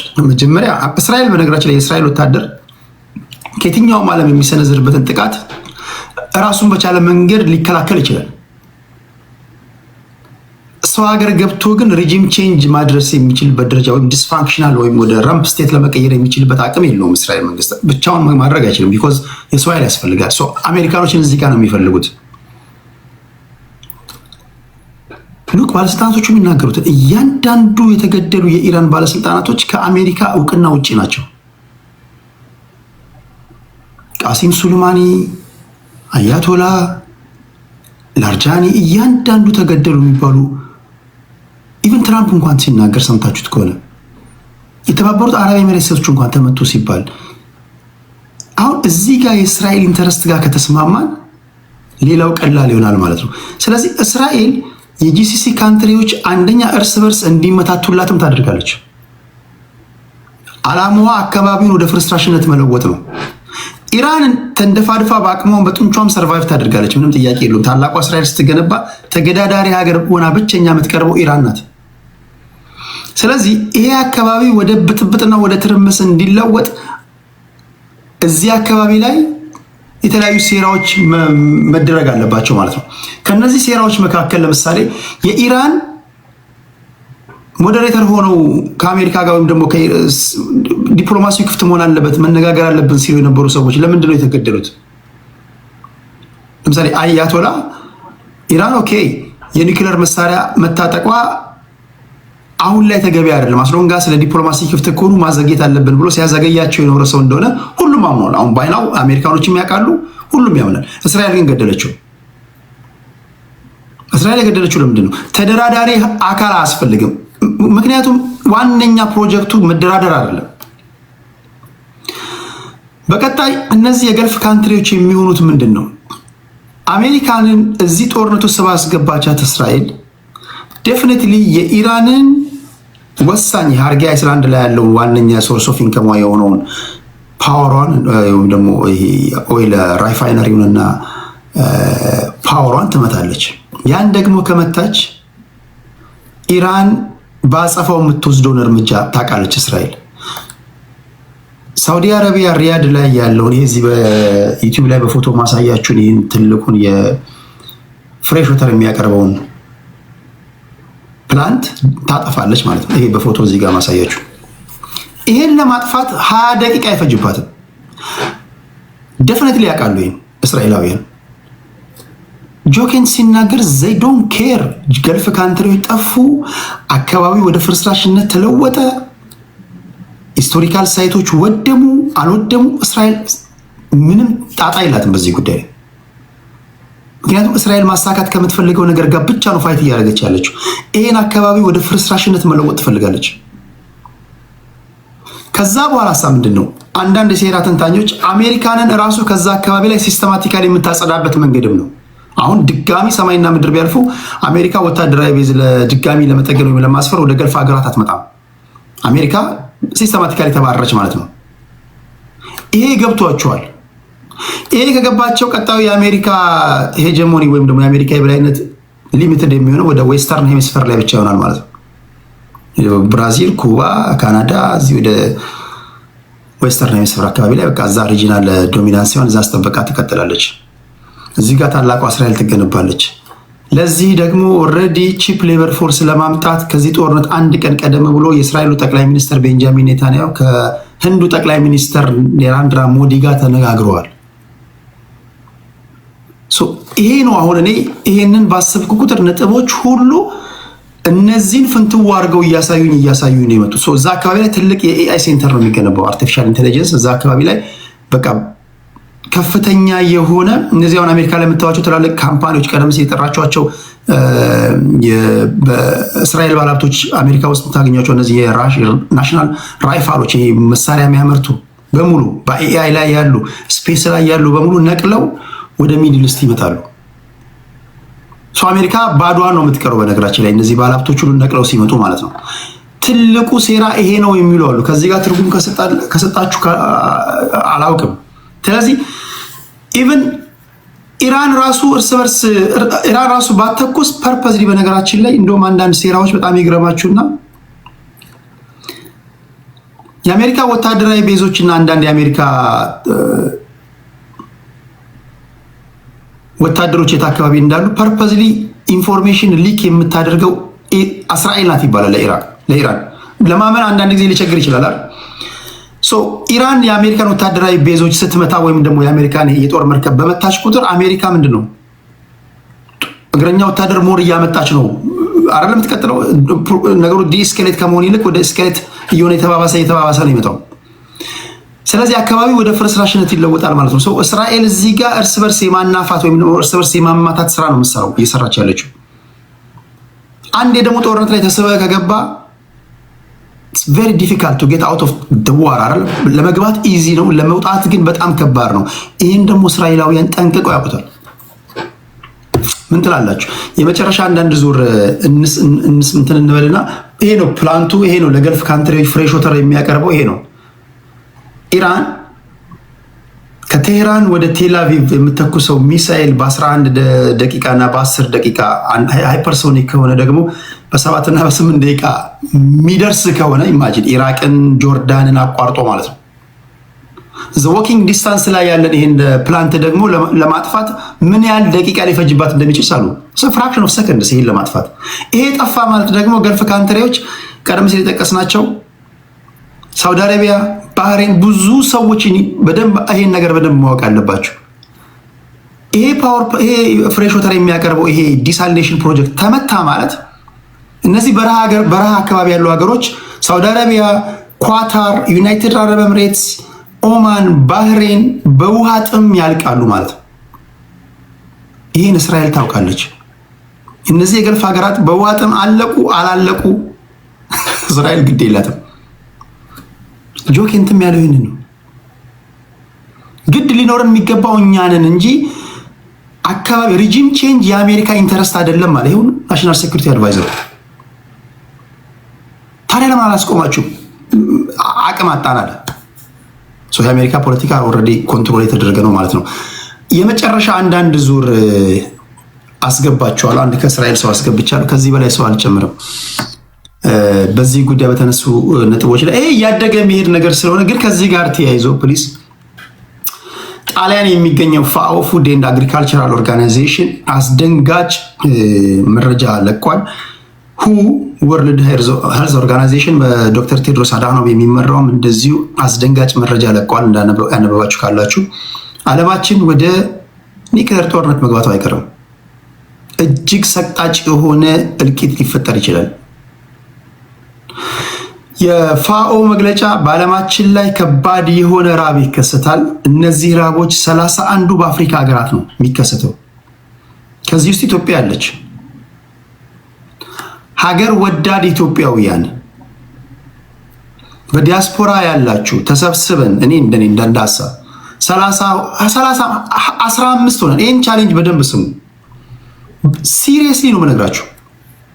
ሀገራችሁን ህዝባችሁን የምትወዱ ከሆነ ለጊዜው ከሀገር ውጭ ያለን ኢትዮጵያውያን ወገኖቻችን ተራቡ ምናምን ተባብለን ከምንሮራት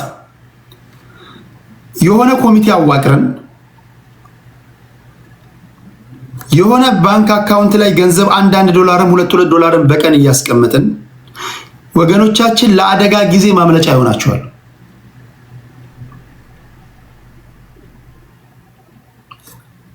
ይሄ መጽሐፍ ቅዱሳዊ ነው ታውቃላችሁ። ዮሴፍ የግብፅን ህዝብ ከራብ ያስመለጠበትን አይታችኋል።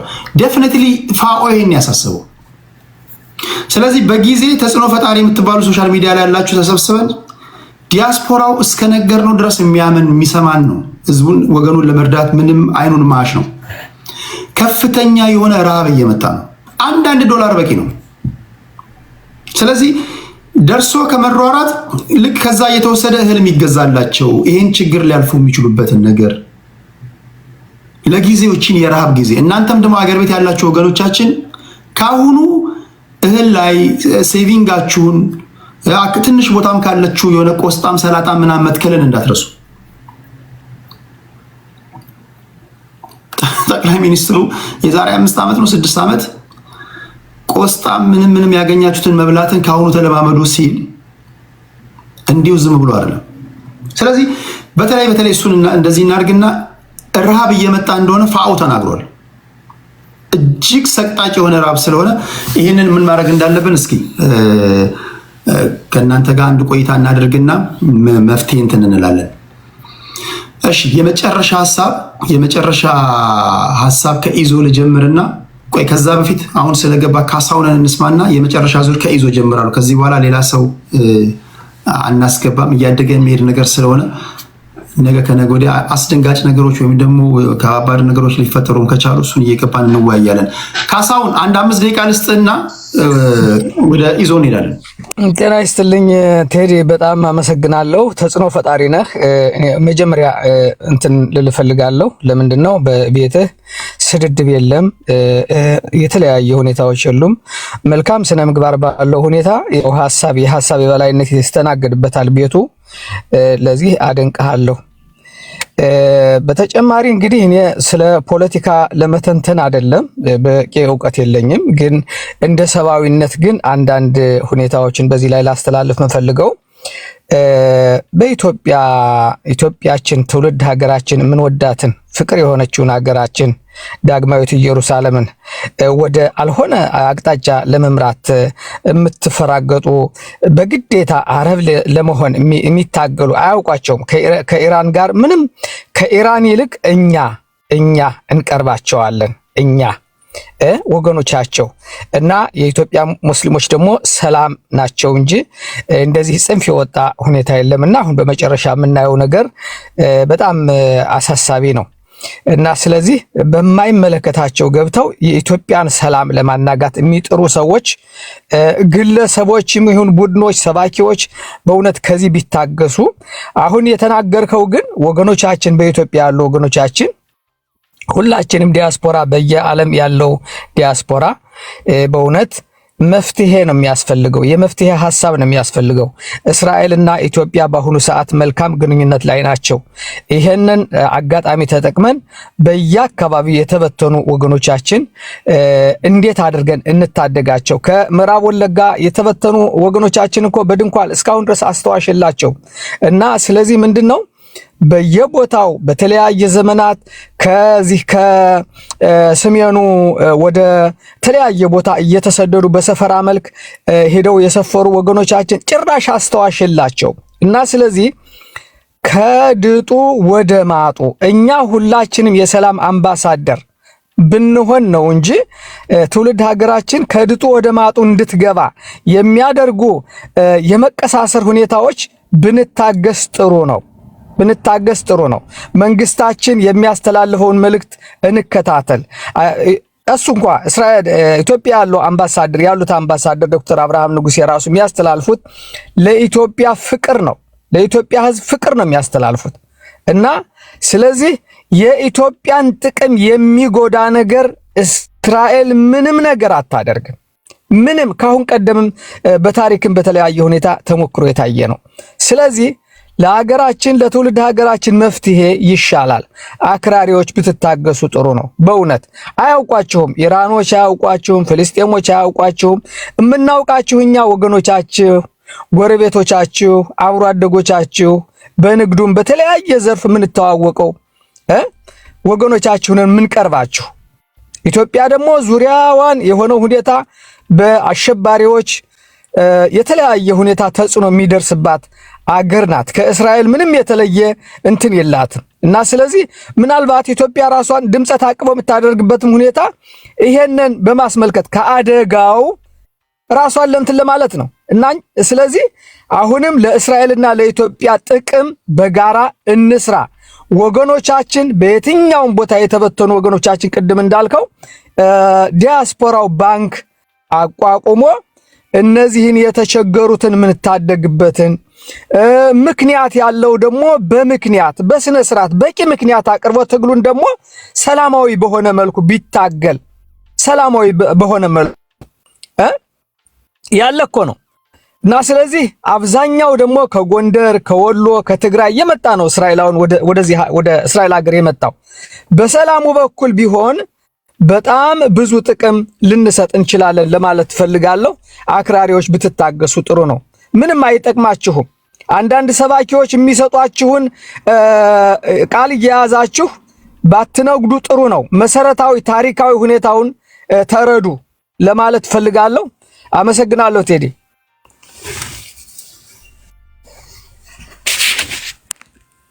ሚዩት ነው ቴዲ። አመሰግናለሁ። ከዛ በፊት ግን በጣም ብዙ ኢትዮጵያውያኖችን ያስደነገጠ ዜና ሰምተን ነበር። አንተ ሴፍ ደህና ነህ አይደል? ካሳሁን አቤት። አንተ ሰላም ነህ? አስተማማኝ ሁኔታ ላይ ነው ያለው? አስተማማኝ ቦታ ነው። አዎ ዝሮ ዝሮ እንደሚወራው አይደለም። ጠቅላይ ሚኒስትሩ ሞቷል ነው ያወራል። አይ ሚሳኤሉን ማለት ሳይሆን ወደ 8000 ኢትዮጵያውያን ታስረው ወደ ኢትዮጵያ አመልጣል የለበትም እዛ ውስጥ። አዎ መቼም እንግዲህ እንደወሬው ሊሆን ይችላል እና እስራኤል እንደዚህ አይደለችም፣ በህግና በእስራት የምትመራ ነው።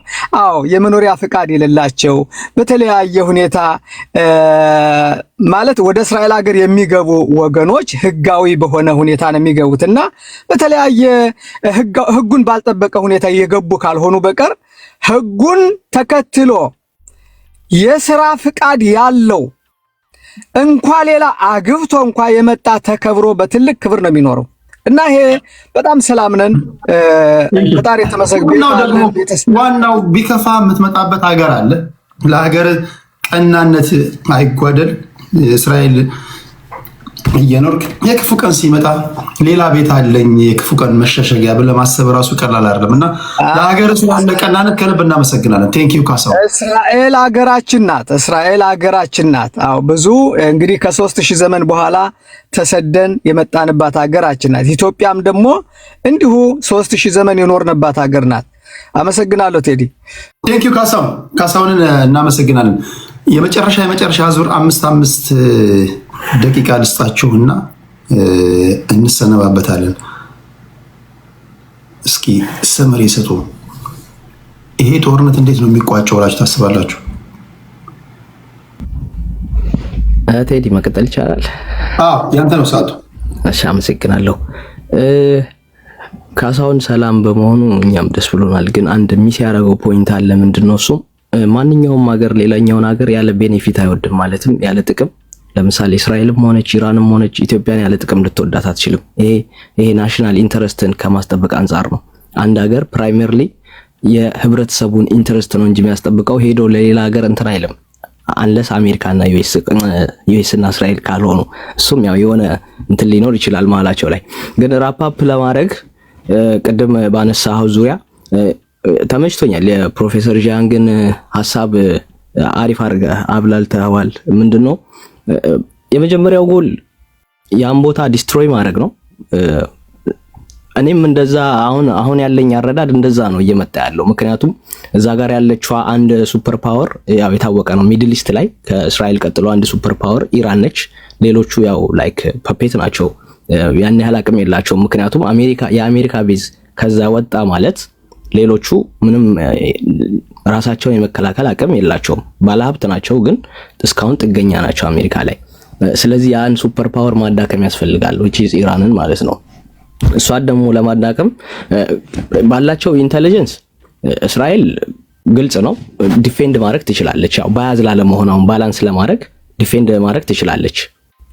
ግን ቅድም እንዳልከው ይሄ ቡትስ ኦን ዘ ግራውንድ ምናምን ግን ለመፈጸም ግዴታ የአሜሪካን ኢንቮልቭመንት ያስፈልጋል። በዛ መልኩ ነው አሁን እየሰሩ ያሉት። ምክንያቱም ከ6 ወር በፊት ነው አይደል የ12ቱ ቀን ጦርነት የተካሄደው ከኢራን ጋር። ያኔ ለምንድነው ራፓፕ ያልተደረገው ይሄ ጦርነት ብለው አናሊሲስ በሚሰጡበት ሰዓት የኢንተለጀንሱ ምንድነው አሁን ይሄ ሲስፋየር የተፈጸመው ድጋሚ እንደሚመጡ ያውቃሉ። ኢንተለጀንሱ ራሱ ድጋሚ ከሆነ ቀን በኋላ ቀኑን አያውቁም እንጂ ድጋሚ እንደሚመጣ ያውቃሉ። ምክንያቱም አልቲሜት ጎላቸው ይሄ ኒውክሌር ፋሲሊቲውን ኦብሊትሬት ምናምን ማድረግ ሳይሆን እንትን ነው ሪጅም ቶፕል ማድረግ ነው። ያ ደግሞ የሚሆነው ብቻዋን ሳይሆን ላይክ የሆነ አላይ ያስፈልጋል። እንደ አሜሪካ አይነት ሱፐር ፓወር አቅም ያለው ያስፈልጋል። ምክንያቱም ሪጅም ቶፕል ማድረግ ማለት አንደኛ ህብረተሰቡ ማነሳሳት አለበት። አሁን ባለፈው ጥሩ ጀምረውት ነበረ። ከጦርነቱ በፊት ህብረተሰቡ የወጣ ጊዜ ወደ 3000 ሰው ዌስተርን ሚዲያ ወደ 30000 ሰው ምናምን ይላል። ግን ኖርማሊ የሀገሩ ሚዲያ እንደዚህ እንትን አላወጣም። ግን ወደ 3000 ሰው የሞተበት እንትን ላይ ምንድነው ይሄ የውጭ እንትኖች ናቸው፣ ተልኮዎች ናቸው። ቅድም የገለጽከው አለ ስታርሊንክ ፕሮቫይድ አድርጎ ኢንተርኔት ምናምን እስኪያዝ ድረስ ማለት ነው፣ እስኪዘጋጃም እስኪደረግ ድረስ ምንድነው። ከዛ በኋላ ግን ጦርነቱ ከተነሳ በኋላና አያቶላው ከተገደሉ በኋላ ያለው የሰው ምላሽ ምንድነው? ቅድም አሸናፊ እሱ ጋር ሚስ አድርጓል። በጣም ስትሮንግ እየሆነ የመጣበት እንትን ነው የታየው። ምክንያቱም ኬንት ሲያወራ ከሰማ እኔ አለ ባይደንን የፖለቲካ ልዩነት አለብኝ አልወዳቸውም፣ ባራክ ኦባማን የፖለቲካ ልዩነት አለብኝ አልወዳቸውም፣ ግን አለ በአሜሪካ ግን ከመጣህብኝ ከባይደን ጎን ሆኜ የአሜሪካን ባንዲራ ነው ማነሳው አለ። which is ማንኛውም ለምሳሌ እንደ አንድ ኢትዮጵያዊ አንድን መንግስት ላትወር ትችላለህ። በሀገር ከመጣ በቅድም እንዳልከው ነው። ውጭ ሀገር ያለ ሰው ዲፖርት ብትደረግ በማንኛውም ሁኔታ ሀገር ነው የምትገባው። ለማህበድ ራሱ ያልካት ነገር ተመችታኛለች። ጨልለ እንኳን ሀገር ቤትን ነው ምክንያቱም ዲፖርት ካረጉ ጨልለ የት ነው የምትገባው? እንደዛ ነው የሆነው። የኢራን ህዝብም ላይክ ሴቶቹ ኢቭን ባለፈው ያየው ነበረ። እኔ ዌስተርኑንም ሚዲያ ባለፈው እንዳልኩ የነሱንም ይሄ አላ በኢራኖች በኩል የሚታተሙ እንትኖች አሉና እነሱ ምንድነው ያሉት ኢቭን ሴቶቹ ወርቅ ምናምን እስከ መስጠት የጋብቻ ወርቆቻቸውን ምናምን ምክንያቱም ሳንክሽን ላይ እንደሆነ ያውቃሉ። ላይክ ኢኮኖሚያቸው እንደወደቀ ያውቃሉ። ግን ትንሽም ብትሆን ይሄ ማለት ምንድነው የሚያሳየው? ሞራላቸውን ልዕልናቸውን ነው የሚያሳየውና እንደቀል ይሄ ኢዚሊ አንደርስቲሜት አሁን ቅድም አሼ ያለው ሰሬንደር ያደርጋሉ። ከዛ በኋላ ኢቭን በዩዋን መሆኑን በስትክክል ራሱ እንትን አላለውም መሰለኝ አላብላለውም። ምክንያቱም እዚህ ጋር እኮ ኦይል በዩዋን ትሬድ እየተደረገ ነው ማለት የአሜሪካ ቾክ ፖይንት ቦታው ራሱ ቾክ ፖይንት ለምንድን ነው የተባለው?